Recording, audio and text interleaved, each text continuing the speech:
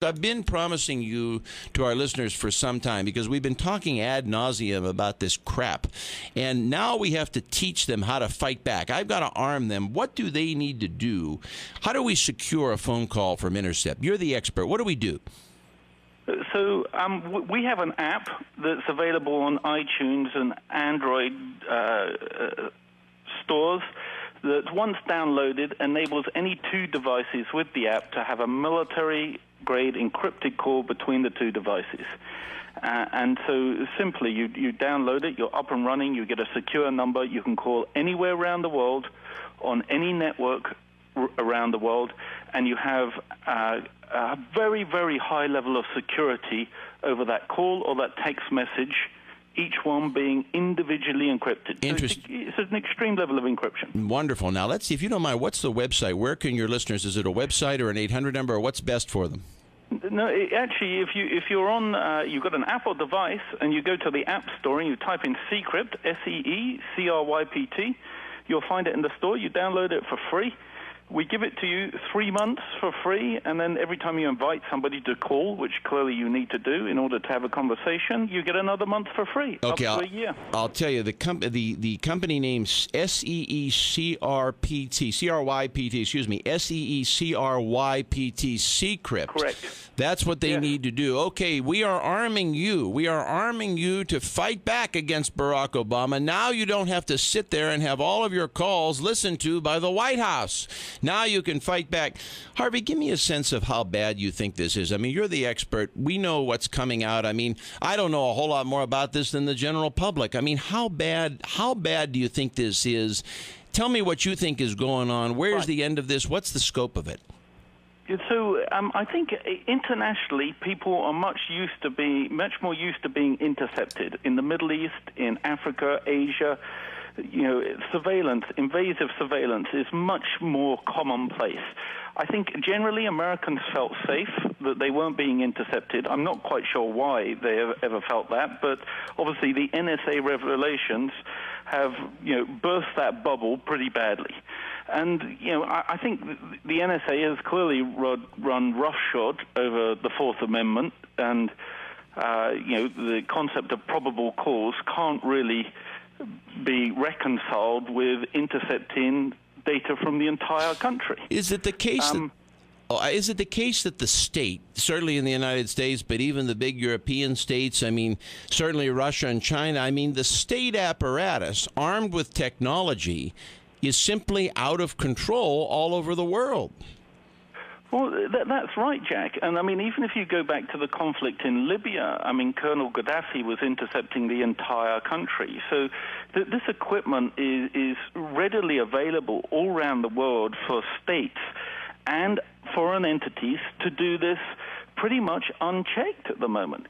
And what makes it worse in the case of America, you have so many legal intercept laws that you're effectively signposting to the bad guys, look, go through that back door over there, that's where you'll find all our data. Interesting. It's gone the wrong way. So where can this go? It's so frustrating to me because here you have the U.S. and Britain have fought so nobly to preserve democracy. I thought the two world wars and the Cold War and everything that came after was a battle to preserve democracy. And now we have democracy being usurped and destroyed by technology. And it's a horrible fate for the West. Well, that's right. I think what you're going to see is a debate. Both sides of the debate need to appear at the table. The guys that need surveillance, and of course there are good reasons why we do surveillance as a state, to look for bad guys. But I think you're also going to see the people who are advocating privacy at the table as well now. Because, it's not just your domestic agencies that are surveilling you. There's a wave of international cyber threat. And if you look at the companies like Lockheed Martin, one of your prestigious defense contractors, that was attacked last year by the Chinese. They ran off with military secrets. And if you can't protect companies like that, what hope does the man in the street have? So let me ask you this. Is it the case, the average person, our average listener out there in one of our 32 states where we're broadcasting, is it the case that other governments, is it just the U.S. government that's listening to his call? Could there be other foreign governments? Can you give me a sense of the scope? Are there foreign powers that could be like the Chinese or the Russians that could be listening to U.S. phone calls? Oh, without doubt. And I think there's many studies that have shown that there's many foreign nations intercepting communications, whether they be voice, text, email, and other forms of data within the United States. And so it's happening virtually daily. Let me ask you this question. I had an incident. I run a lobbying firm, as you may know, here in the States. And I had an incident. I got into an argument with a guy, about a year ago, just a business argument. And this guy was a little crazy, guy in California. He basically, and I was shocked that he did this, to kind of get back at me, he started intercepting my text, and he would read them back to me. He was stupid enough to actually email the text back, so I ended up giving them to the cops. I don't even know what became of it, but he read the text back to me and then emailed me the text.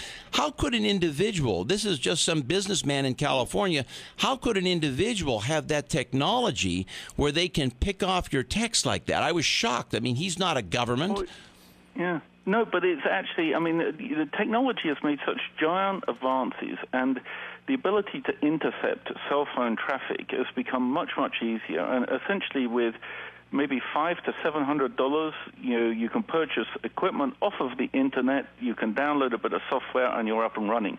And simply, a 14-year-old kid can do this stuff. It's not that difficult to do. Anybody with $700, if there's two people out there, I don't like them, I want to listen in on all their calls, I can get $700 worth of equipment off the internet, set it up on some kind of a computer, and then tune in and basically listen to all their calls? That's right, and actually what you would do is you would spoof an ATT tower, and I stand outside your building, I spoof the tower, everybody in your building connects to my dummy tower, and then I real-time decode all of your voice and all of your text messages. And it's pretty much that easy to do. So this is fascinating, Harvey, and thank God we have another segment with you. I just want to go on with this. It's so interesting. So how can they get your equipment. Now, does that equipment protect the caller from any kind of intercept, whether from anywhere in the world? Does that basically give them blanket protection? Yeah, so our equipment is actually a software only, and it downloads to your phone, but it gives you end-to-end encryption. So the minute the data leaves your device towards the cell phone tower, it's highly encrypted. Now, it's fair to say, Jack, no encryption is foolproof. It's a mathematical key. So if you have NSA-style computing power, you can break it with time. But to also put that in context, if you're an average country, let's say Spain, you could be there 30, 40, 50 years breaking a single call. So it's strong, but it's not NSA-proof in the extreme. Harvey Boulder, thank you so much. And remember, Seecrypt, SEECRYPT.com.